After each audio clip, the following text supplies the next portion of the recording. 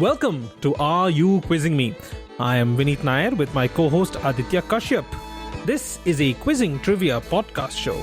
Join us as we dive deep into history, science, pop culture, and so much more. Let's get quizzing. And we're back for episode number 84 of Are You Quizzing Me? Your favorite quizzing and trivia podcast show. Aditya and I are back for another round of quizzing. And let's start off today's episode with the audience question. Today's audience question is a little long, so bear with me, our dear audience. In the mid-1970s, X worked at the Department of Interior Design at the Academy of Applied Arts and Crafts in Budapest. He sought to find a teaching tool to help his students understand 3D objects. So X invented something which carries his name and for which he really received a patent. The first test batches of the product were produced in late 1977 and released at Budapest toy shops.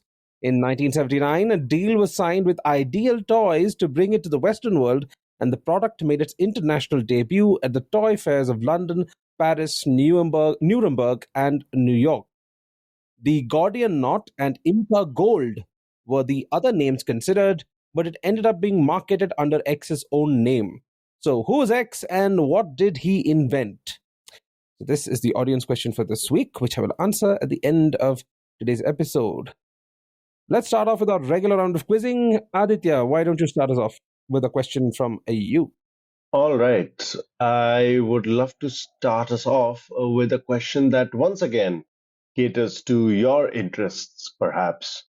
So, we are talking about this field of medical research. The moment you say medical research or pathology or something like that, the pressure becomes immense because I just cannot not answer this.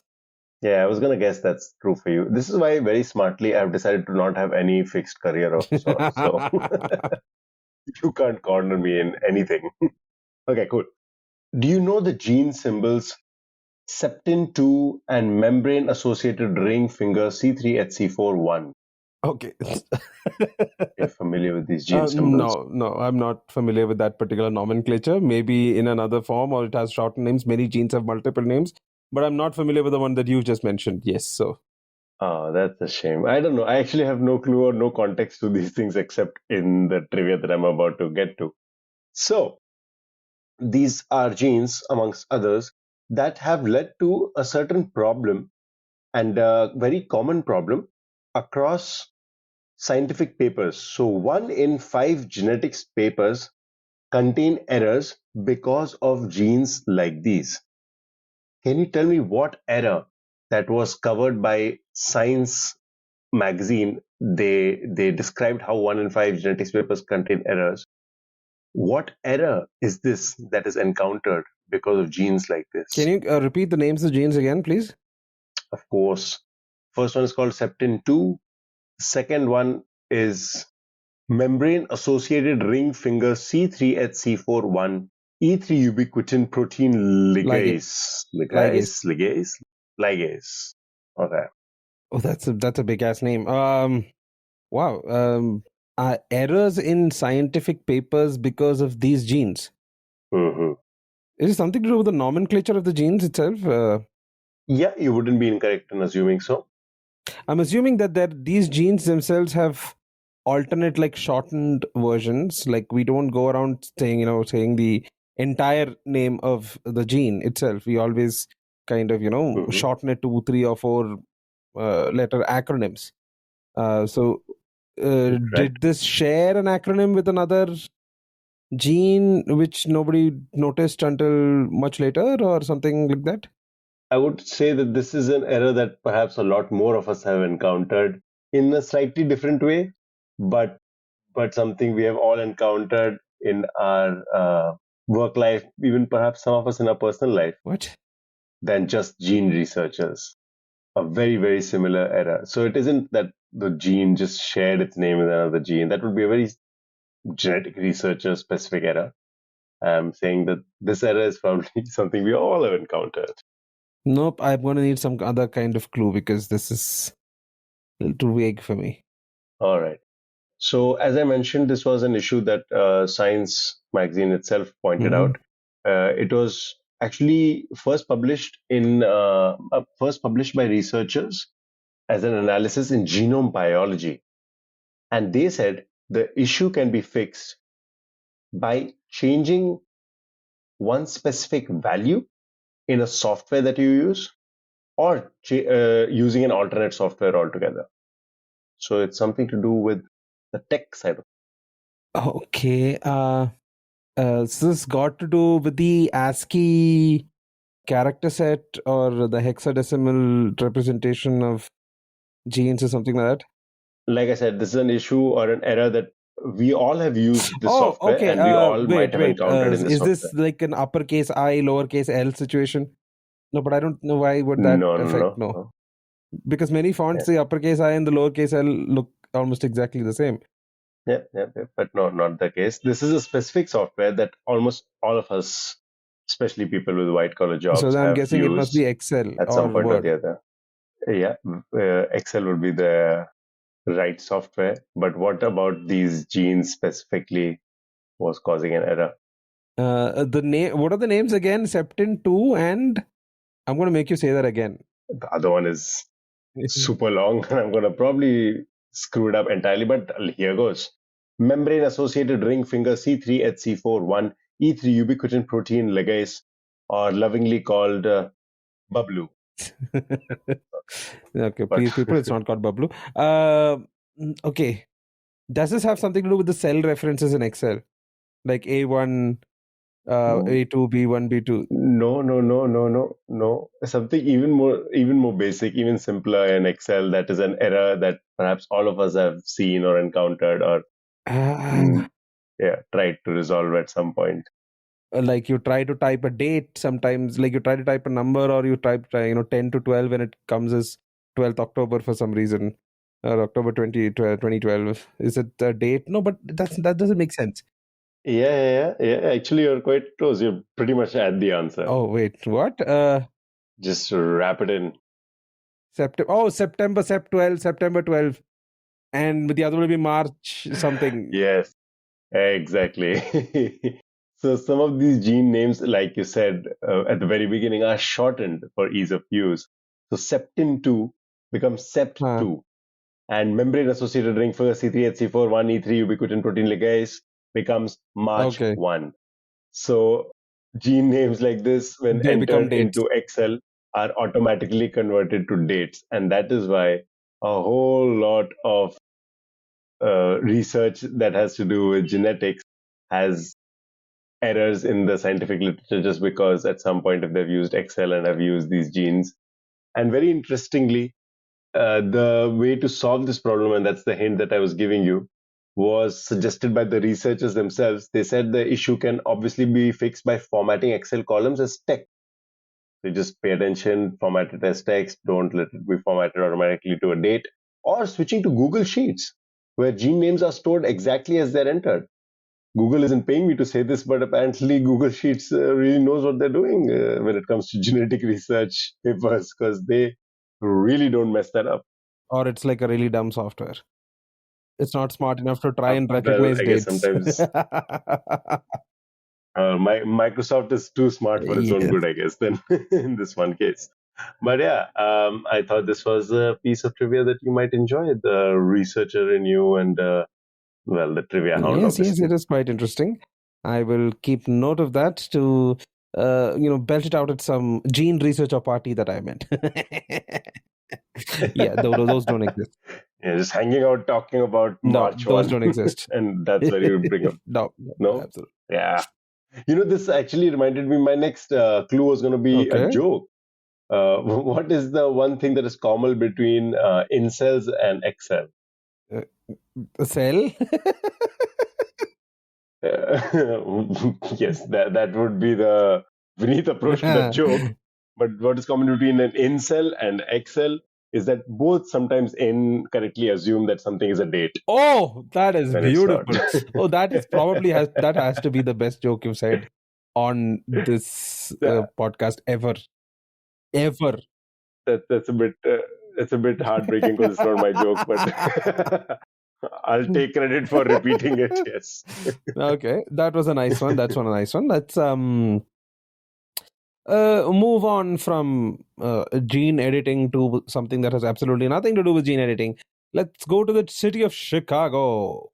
So, Chicago, like all other cities at the time, was struggling financially because of the Great Recession of 2008. Right. So, they were having a lot of issues because of the stock market's crashing, a lot of companies closing, the housing market, completely bottoming out in the US. So, because of this financial desperation, the city rushed to Mm-hmm. take a $1.15 billion loan offer from private investors, okay, Okay. including the Dubai Investment Authority and Abu Dhabi. So Okay. basically, investors from Abu Dhabi and Dubai, along with a few other private investors from the US, they offered a $1.15 billion loan to the city of Chicago. In exchange for the loan, as repayment, they wanted Mm-hmm. control of X for 75 years. Okay. Okay. Once the ink was dry, the deal's finer details came into focus. The city's inspector general concluded that X had been sold off for $1 billion under its actual value. The investors have since made out like bandits. Within 11 years, that is by 2019, they had made back their initial investment of $1.15 billion plus $500 million in profit on top of that. And they still have 60 plus years to go. My question is, what in the city of Chicago did the investors buy the rights to for 75 years? This would have to be parking spots. Okay. More specifically, parking meters, but yes, you're right. They did Parking buy meters. the Yeah. rights to these parking meters, all the parking meters in Chicago, for a period of 75 years. How the hell did you know this? When you initially started describing, I was going to say something like airport, like O'Hare or something. But then I remembered, and it's the voice of, I want to say Roman Mars in my head. It's a 99 PI episode. I think it's a 99% Invisible episode that I've heard this on. It's either that or it's This American Life. So it's Ira Glass or it's Roman Mars, one of these two men whose voice I hear very frequently describing this particular problem in Chicago. And it just blows your mind as Yeah. to how much money they're going to make off of Yeah, this and deal. But not just that. So what happened is, the moment the ink was dry on the deal, these investors hiked up parking prices in Chicago, making it one of the most expensive cities in the US to park in. So they actually got more money. They got back their $1.15 billion plus the 500 million. They'll make God knows how many more billions of dollars over the next 60 plus years. And there's a clause in that uh, deal which makes it very difficult for the city to take back control of any of these parking meters for any reason whatsoever. So, for example, the city wants to go green if they want to build in like a bike lane, right? Or they want to create some form of sustainable transport mechanism, and for which they want to use an existing parking spot, they have to buy back one of these parking meters. And I think it's around $78 million that they have had to spend for buying back like a couple of these parking meters, because the deal looks at their potential value and loss over the next 60 years and charges a rate dependent on that. And the city has 36,000 parking meters. oh my lord, that's insane. That is absolutely bonkers. Just imagine if we, obviously we wouldn't be included in the deal, but if we had invested, we would have made enough money for our grandchildren to enjoy, like guaranteed income for the next 70 years. Hey, you and I would have a lot more time to do a lot more podcasts and not worry about anything else in life. No, that is true. That is insane. And yeah, I can't imagine just such a ridiculously one-sided deal. And I live in Mumbai, a country and a city which is known to be very, very lopsided when it comes to the rich and the poor. But there you go, US and its capitalism. Yeah. And no, the thing is, I also want to like applaud the brain of the investor. Like they could have asked for a lot of things, right? Like you said, they could have asked for operational right to O'Hare Airport. They could have asked for like the Chicago Bean, all the proceeds to the Chicago Bean or something like that, or the orchestra, whatever. Yeah. But they went with parking meters because volume. Mhm. Smart, very, very intelligent of these investors. Yes. I love it. Chicago is also the city of improv as it's currently known as born. And I can't imagine any person who decides to pursue improv having the money to pay for stuff like this. Well, to be fair, they probably don't even own cars, so it's good for them, I guess. Yeah, it doesn't affect them either True, true. way. Okay.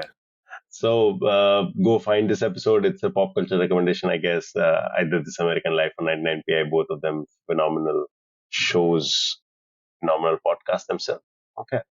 But I will move on to something else. And again, this is from the field of research and specifically a doctorate student who, in sociology and psychology, wanted to prove his thesis and prove his thesis by actually combining his duties in research along with his duties of teaching high school students or some students. So he came up with X to prove his thesis that informed minorities always come out on top. If there's an informed minority, they succeed overwhelmingly.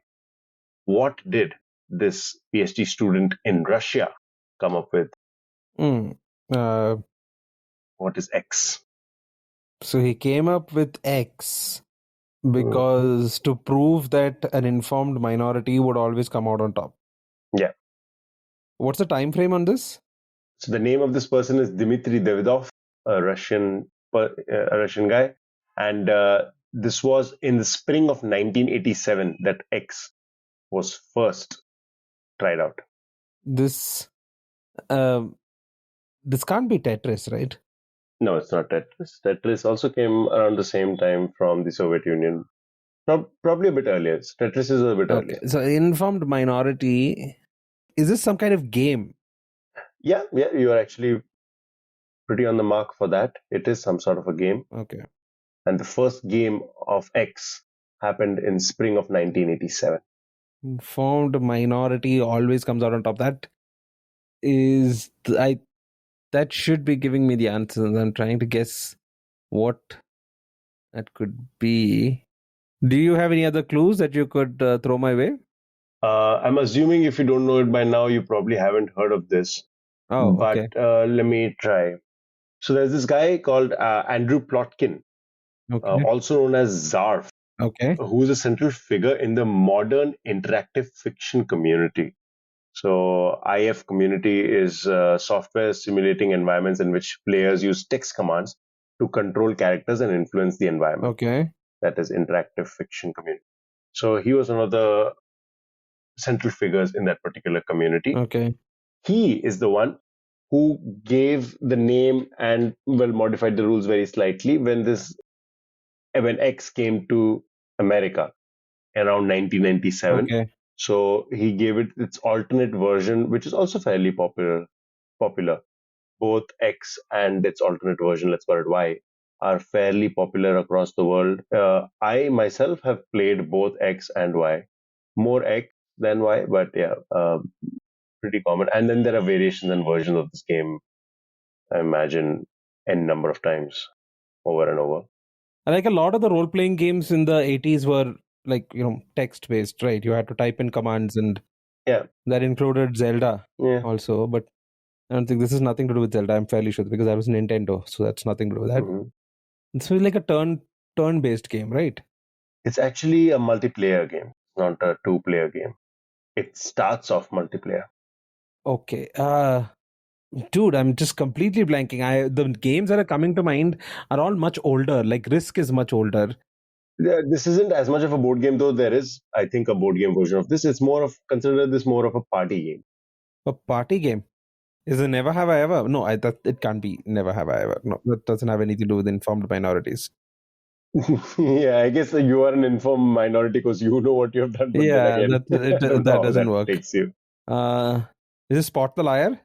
I'm not sure what the liar is, but I don't think that is the case. But it's similar, I guess, because there are versions of this game that have existed since then. And like a very rudimentary version probably existed even before. But the current popular version, I think I'll give it to you because if you have not heard of this, you probably can't Okay. crack this. Is this game called Mafia? Have you played I have Mafia? not played Mafia. I have heard of it tangentially, but I don't know much about it. Uh, oh, so again, it's a question that is perhaps close to my heart because many an evening was spent in my hostel dorm room with all of us wasting it away playing round after round of Mafia. So Mafia is this party game, and this is an explanation for those of you in the audience who might not have heard of it. Is a party game, also known as, by the way, Werewolves. That's the name that it became popular in the US because Andrew Plotkin gave it the werewolf theme, arguing that the mafia had less cultural resonance and werewolf fit the idea of a hidden enemy much better. So the idea of this game is that there are two phases, a day and a night phase. During the night phase, the informed minority, in the first case mafia or in the second case werewolves, they get to kill one of the uninformed citizens or Oh, villagers, okay. whatever the Yeah, rest of yeah, the people yeah. are. And then during the day phase, you have to figure out who they are and then eliminate them. So turn by turn, either a citizen gets killed during the night phase, and during the day phase, somebody gets voted out, which could be either a mafia or a citizen. And that's how the game progresses. Till either the mafia are equal in number to citizens, or all the mafia have been eliminated. Very, very rudimentary explanation. Play it at your next party that you do. It's a pop culture recommendation, I guess.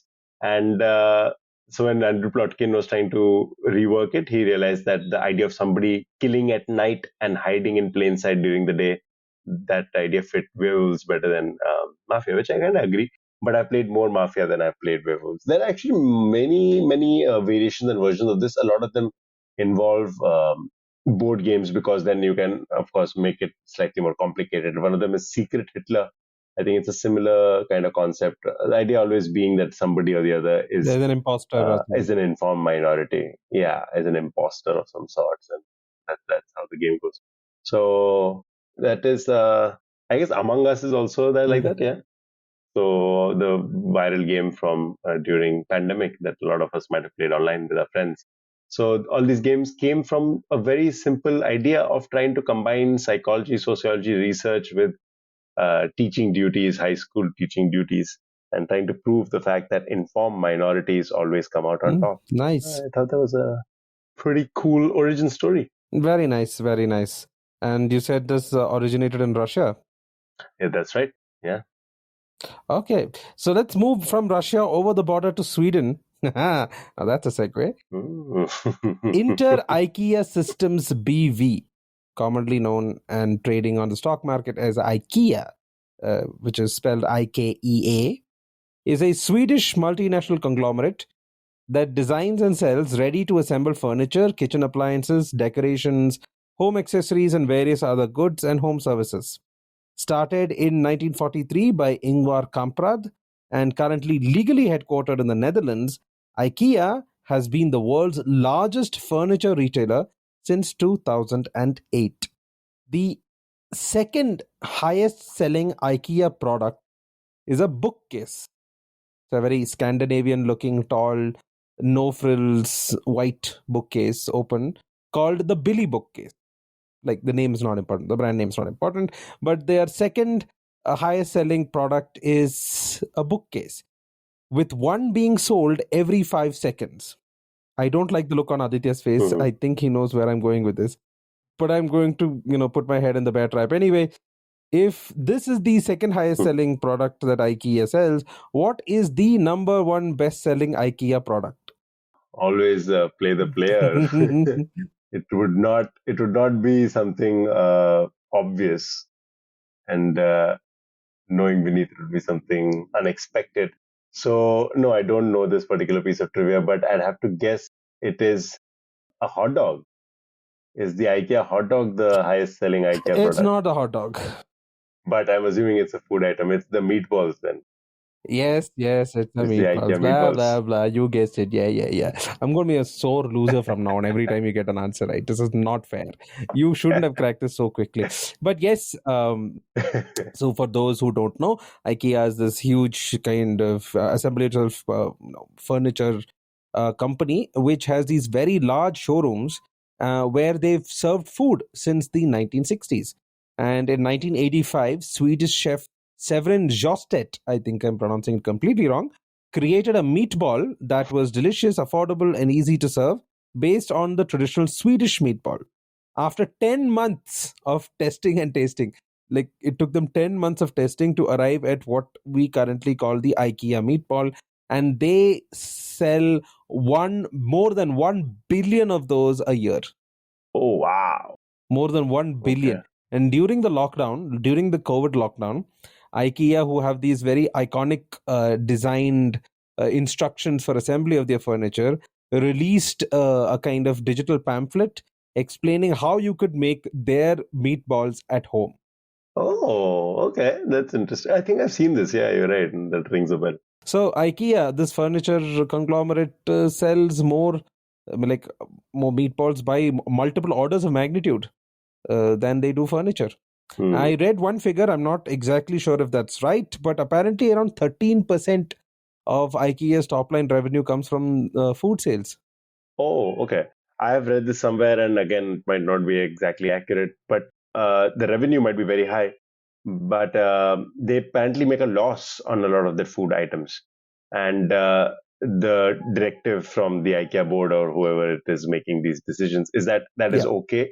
Do not shut that down. Do not cut it out because it subconsciously makes the consumer associated things which are very cheap with IKEA.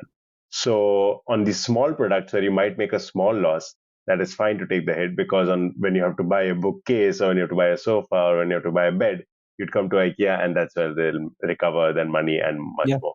So yeah, interesting little piece of trivia there. I love that. Yes, you cracked that Very way cool. too fast. I've come to the stage where I have to make questions without any clues in them, just so that I can stump you a little longer, because this podcast is becoming so much that earlier I remember when we started 3 questions each and we would run out of time. There are now episodes where we go 5 questions each and we still have to blabber on for another 5 minutes before we end up with time. So I have to make this tougher for you. That is fun. That was a good question. And you know what? I think you don't have to make the questions tougher. You just have to overhaul your personality because at some Yeah, point, I that's think the easier thing to do. we have both. See, we are at episode 84. Hopefully, we hit 3 digits and beyond. It's going to become much tougher to come up with tougher questions. So, hey, we need just overall personality. Yeah. You know what? It's long overdue. Both of us can do that for ourselves. Just become new people. Yeah. Okay, hit me. Okay. So, you crossed a border, and I'm going to ask one of these geography questions, which is just a fun little piece of trivia. So, this is not going to be a very long trivia question. Do you know which border marks the greatest terrestrial time zone difference on The Earth? French border. No, it's not the French border. Were you thinking in South Yeah, America? the French, what do you call it? French Guinea? No, French French Guyana, yes, Guiana? French Guyana and France. So that crosses like Mhm. a gazillion different borders, right? Time zones. So I'm talking about a border between one country and the other. So you were saying French Guiana and France, the mainland. No, I'm guessing. I'm Yes, that saying would be a French Guyana is pretty. technically part of France. So Yeah, but I'm pretty sure they do not use the French okay, time they zone. don't. They That would don't. be Okay, absolutely ridiculous. okay. Yeah. So then, in that case, so you're talking about 2 countries who share a single border, right? And Yeah. the time zones used by these 2 countries have the most amount of difference. Then it would have to be, I'm guessing, Sweden and Russia. Russia has, I think, 11 time zones. Exactly. So then the difference between the border or the bordering, whatever cities, towns, prefectures, whatever it would not be that much because Russia has subdivided itself. Oh, okay. So so we are looking at somebody who has just a single time zone. Yeah. Okay. But technically, I'm not wrong. The time zone at Vladivostok, Russia, would be like 11 hours ahead of, the Swedish. Yeah. True. But again, I meant like just across. So if you were crossing from across the Okay. border, the greatest amount of time zone difference would hit you would be at which border? Is this a land border? Let me just clarify that as well. Yes, it is a terrestrial border, a land border. Would this be somewhere near the poles, like Antarctica? All the time zones kind of converge at Antarctica, right? The Oh, right. Yeah, I guess, but no, in that case also you still be a bit off. hmm. No, well, anyways, it's not the case here. This is not a trick question at all, Yeah, by no, the I way. get it. I It's a get very it. serious. I think you're No, trying to. I'm just trying to figure out a way to logically hit this without knowing every single time zone in the world and which country has it. Uh, So I think you pretty much have narrowed it down to the fact that it is a land-based border. It is a place or a country which has a single time zone. time Okay. zone, unlike say the US or Russia, which have split up the time Hmm. zones because of how vast they are. Oh, okay. Then is it India and China? India and China is actually not that No, far because apart. India technically has enough land mass and land area to have two time zones, but we follow a single time zone. Uh, So is that it? Mm-hmm. No, it's not that. Okay. No, in this case, it's not. Hmm. Wow. Is this one of those Christmas? No, but you mentioned land about, so it's not one of the Christmas Islands or any of those islands. No, I'm trying to remember on the map where these time zones take a right degree turn you, for some countries, like instead of being a straight you line. were you were very close. You were very close. You were very close. So is one of them India? And no, the other one was China. right. Okay. But China, does China also have only one single time zone? China has a single time zone. Yeah, exactly. Why this issue? So is in North Korea? No, it's a contentious border. It's a very contentious border. So the Chinese and contentious borders. Now, which countries could that be? Let me start the list. Okay, so because China, they have problems with practically everybody. India, with Bhutan, with so closer to a contentious border with India than anywhere else, and close to the most contentious border that perhaps in this part of the Pakistan and world China, exists. because Pakistan's on this side of. So close enough, close enough. It is Afghanistan and Oh, China okay, actually. Afghanistan and China. Okay. Yeah, Oh, Afghanistan, China. And now that I've asked this question, I feel like I maybe shouldn't have because it involves a lot of Gilgit Baltistan and this contentious regions which India, Pakistan, and a whole host of other players have laid claim on. And China, of course, has its own issue, border disputes with India. So let me just mention that I have no dog in this fight right now. I'm not trying to advocate for any country right now.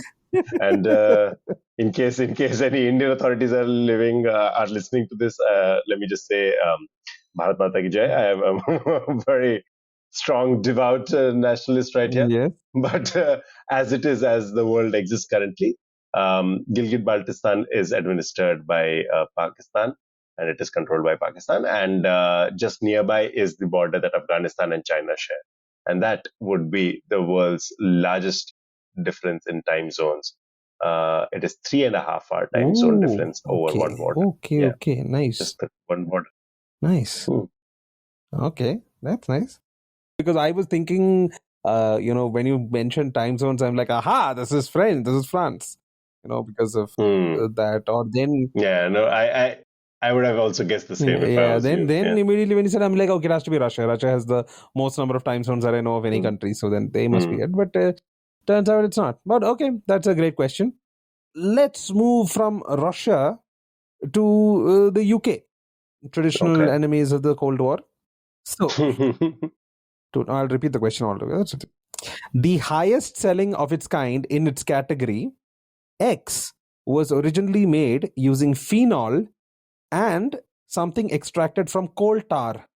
Originally manufactured in the UK and popularized in the US, it is now no longer produced in either country. X is also responsible for popularizing a now common two-letter acronym during its iconic marketing campaigns of the 1920s and 40s. What is X, or identify the brand X? Two-letter acronym. That's very interesting. I was thinking of very generic stuff, but I doubt this is the case. Like I was thinking turpentine or something like that, but I'm just guessing based off of very, very vague understanding of these chemicals involved. So, is this a specific product? Are we talking some sort of a brand, or Okay, let me just put it this way. is it a This, generic say, name? for example, if you were talking about India, I'm giving you an example from Hmm. another section, nothing to do with this. Say, for example, you're talking shoes. You may say that Bata is the highest selling in its category in India. Similarly, X is to Bata as shoes is to the category in for as far as this is concerned. You're talking about a specific brand. Okay. So this brand, which is probably the highest selling of It its is the kind, highest selling according to its manufacturer's website. From a comprehensive survey across multiple markets, it is the highest selling of its kind. Okay, so we're taking up a brand specifically. This, of course, if it's made from phenol and coal tar, it probably is Coke. I'm kidding. Just whiling away time trying to figure out the answer. Yeah. Okay. Well, you do have me stumped on this question. So I'll ask you for a clue. Most people, especially in India, might consider it to be essentially Indian.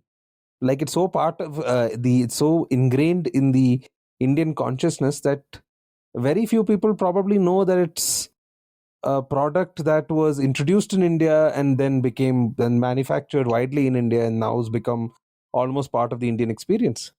Is it some sort of shoe polish? No, not a shoe polish. Well, but I can't think of any market leader in shoe polish. Right? The only one I can think of is that black color thing. I think it's called cherry. Cherry Oh, I blossom. was thinking cherry Cherry blossom. blossom. No, I was thinking of kiwi because I've always used kiwi. Kiwi also a brand. Yeah, I remember. But okay. So not shoe polish, but people might assume it is Indian. Yes. People, at least in India, like say, for example, if you go to other countries where it's sold, they may not think of it as Indian, but in India, I think most people think of it as Indian. The same way a lot of people assume that Bata is Indian. I was just going to say Bata is the example that comes to mind when you say that. The other thing that comes to mind is homeopathy. A lot of people incorrectly assume homeopathy is Indian. Yeah, it's German. Yeah. Yeah, no, completely lost right now. What almost Indian or pretend Indian product are we talking about? The ingredient which I mentioned was taken from coal tar was carbolic acid. So it was made from phenol and carbolic acid. Am I expected to remember high school chemistry? Because I'm very Yes. much don't. Oh man, you know what? I'm done with my science quota after pronouncing March 1 and Septin 2. I've already forgotten what March 1 stood for. Okay. No, I'm complete carbonic acid. Doesn't help me at all. Yeah, last clue, please. The product was named after a safety device which was originally a concept sketched by Leonardo da Vinci. Okay. And there was something about a two-letter acronym also, right? Yes. No, the reason I didn't focus on that is you may find it difficult to get that, but it is responsible. X was responsible for popularizing a now common two-letter acronym during its marketing campaign in the 1920s and the 1940s. I haven't heard its usage much nowadays, but it's still there. I mean, like it's still part. Like people still know what it is if you say those two letters. A safety device popularized by Da Not Vinci. popularized, Nothing conceptualized in a sketch. conceptualized, my He bad. never actually Okay. invented it, but he drew it in a sketch, like his famous helicopter thing as well. That annoying man did so many innovations and conceptualizations. There's tough to narrow it down. But let me guess some sort of seatbelt seems off. So I won't say seatbelt, but is it a parachute? Some sort of a. I don't think you could make a parachute from phenol and carbolic acid. That is true. Yeah. I'm really grasping at straws here. And it is something people might assume is Indian. Indian people, I think Indian people might assume it's Indian. Yeah, Indian people might assume it's Indian. Wow. Like it's been in India for like around 60 years, 60, 70 years. It's been in India for that long. Maybe even before Okay, that. you know what? I'm going to ask for one more clue, and I'm going to ask for like some sort. I've right now completely lost. Like what category am I supposed to be looking at? Because I tried shoe varnish, and I guess I tried parachute as well, which are not related exactly. So, what category of item am I looking at? The category of item you're looking for is FMCG, fast moving consumer goods. FMCG. Yeah, you could not be broader Hey, with a you category than asked me for the FMCG. category. This thing belongs in the FMCG category. What do you want? Yeah, but FMCG also has like house cleaning products and has food and has a bunch of other things. Yeah. So it doesn't help me. Oh, because I said cleaning product. Mm. I don't know why, but it makes me go to Tide. Is it by any chance Tide? Oh, very, very not so close, but good try. Some sort of phenyl to clean the. Oh man, I have no idea what kind of a brand name are we looking at. Is it a cleaning product? It is a cleaning product in a way. Yes, yes. There's too much hesitation in that statement for me to take it at face value. A cleaning product, like I'm thinking of washing, laundry, or a floor cleaning agent. Oh boy. Uh, yeah, no, I think I'm done. I'm out. Give me another clue or give me the answer. Okay, Just either okay. ways, put me out of my misery. Last clue. Last clue. Okay. Again, I keep saying last clue and I keep giving clues. So no, but at least this is about you. I have one question this week that you haven't cracked like a nut. This is going to be a giveaway, but I'm still going to tell you. So the two-letter acronym that was popularized by this product during its marketing campaigns in 1920s and 1940s was BO. BO. So we're talking deodorant. We're talking about some sort of Axe would be too much. I doubt it's Axe. Is it Axe? Safety product? I told you it's named after a safety product. Oh God. Oh, so it is a type of deodorant, but named after a safety product. Which deodorant is that popular? Okay, let me just. Wait, it's not It's deodorant. not It's a not a deodorant. It's deodorant, is not a it? deodorant. Oh my God. So BO, but not a deodorant. What is happening? Oh, a safety product. Lifebuoy. Yes. Is it Yes, it is Lifebuoy? Lifebuoy. Lifebuoy Okay. soap. Wow. I was actually going to say Dettol at some point, but of course, I was not thinking of the soap. I was thinking of the antiseptic liquid. Yeah. Okay. So, All right. for everybody's edification, Lifebuoy was a British brand of soap. For all those people in India who thought it's Indian, no, it's not. It was a British brand of soap introduced in 1895. Originally, it contained carbolic soap, it was a carbolic soap containing phenol. Later, different varieties were introduced with the medicinal carbolic smell, and the current coral colored Lifebuoy was introduced in the 1950s. It was one of the most popular soaps in the US from 1923 to the mid 50s. And it was during its radio campaigns that the acronym BO became quite common in the public consciousness, even though they didn't actually come up with it. A lot of people think that BO was invented by Lifebuoy for an advertising campaign, but it was actually coined by a company that made deodorant for women called Odorono in 1919. But it was Lifebuoy that popularized the term.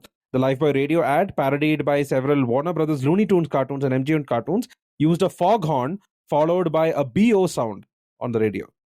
Although Lifebuoy is no longer produced in the US and UK, it is still being mass produced by Unilever in Cyprus for the UK, EU, and Brazilian markets, in Trinidad and Tobago for the Caribbean market, and in India for the Asian market. And according to Interesting. Unilever's website, it is the highest selling brand of soap in the world. Okay. That is a pretty cool question. And yeah, it took me forever to get there, but worth it. I love that. Also, just another piece of trivia, the people who invented Lifebuoy or at least the company that invented Lifebuoy, was founded by two brothers, William Hesketh Lever and James Darcy Lever. They formed what is called as Lever Brothers. And they later basically became and merged after a lot of corporate things to become Unilever in 1929. And some of their products are still known today.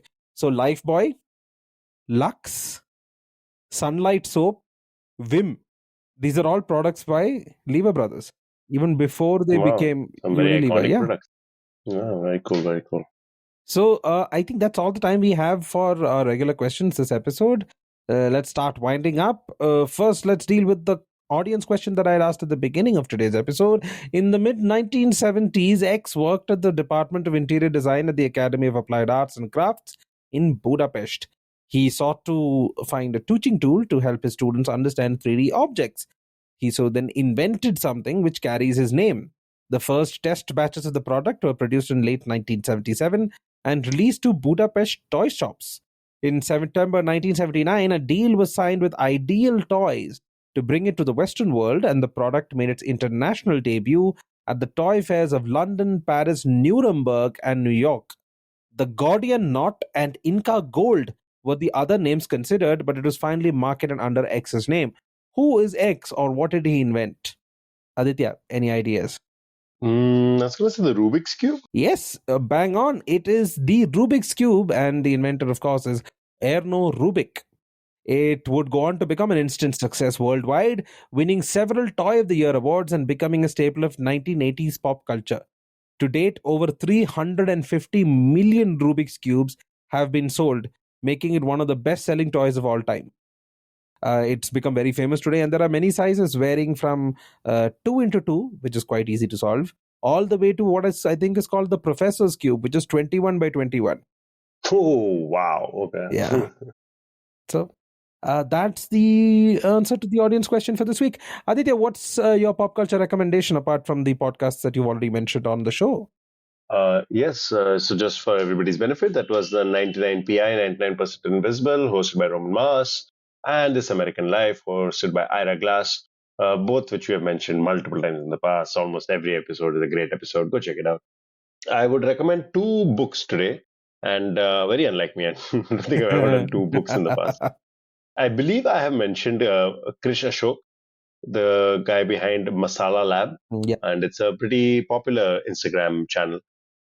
He does a lot of trivia as well. So if you ever come across a piece of trivia that I have taken or Vineet has taken from his Instagram channel, go send him a message. I would love to get him on this podcast. So if enough people send him a message, hey, he might agree to come on this podcast. Yeah.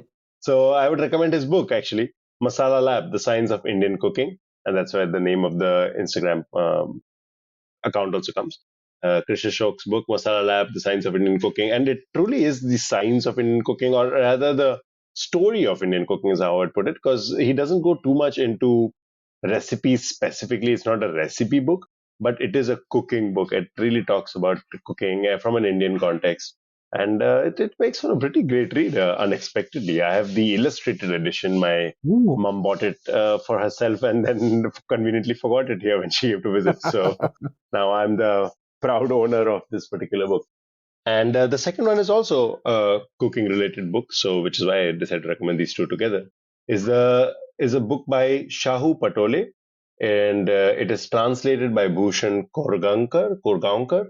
It's called The Dalit Kitchens of Marathwada. Oh. So it's an interesting history of the Dalit community and the kind of food that they've made. Obviously, because of the historical context of casteism, a lot of the food that they made was either made from things that were cheap or very readily available.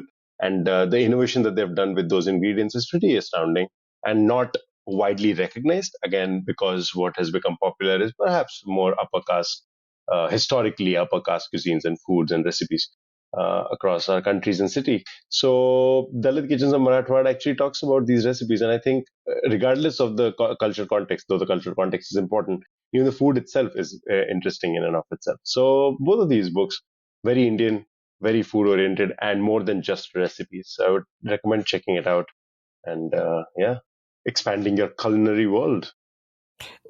Great recommendations. I actually also do own a copy of Masala Lab, but a Kindle version, not the illustrated one. Okay. Yes, and surprisingly enough, I got the book before I started following the Instagram channel. For those who don't know, I am a big foodie and have been for many years cultivating a passion of collecting recipes and cookbooks and things like that. Many of which I don't have time to actually cook, but I enjoy them anyway.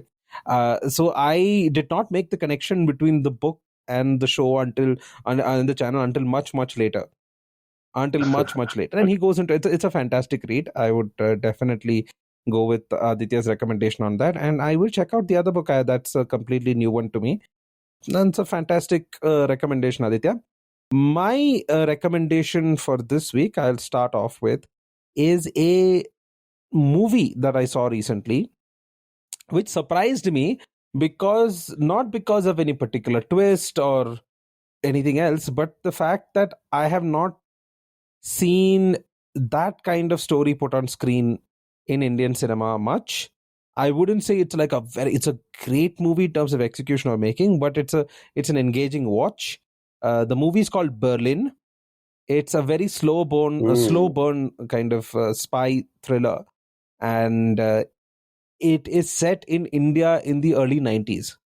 And frankly, after the movie ended, the only thought that went through my head is this sounds like somebody put a John le Carre short story or novel on the screen, because the screenplay and the story itself is a very le Carre inspired, le Carre style, kind of slightly nihilistic, slightly cynical view of real life spies and the Hmm. things that go behind intelligence gathering.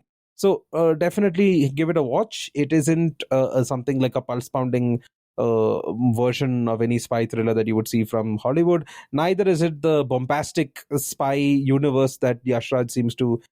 They see, I don't know why why they need a spy universe, but still, it's neither of those. It's very very quiet, very Hmm. understated, but at the same time, it's quite engaging. Apar Shakti Khurana gives, I think, probably the best performance of his career so far. Hmm. He's got a lot of potential yet to be tapped. So that is my first recommendation for this week.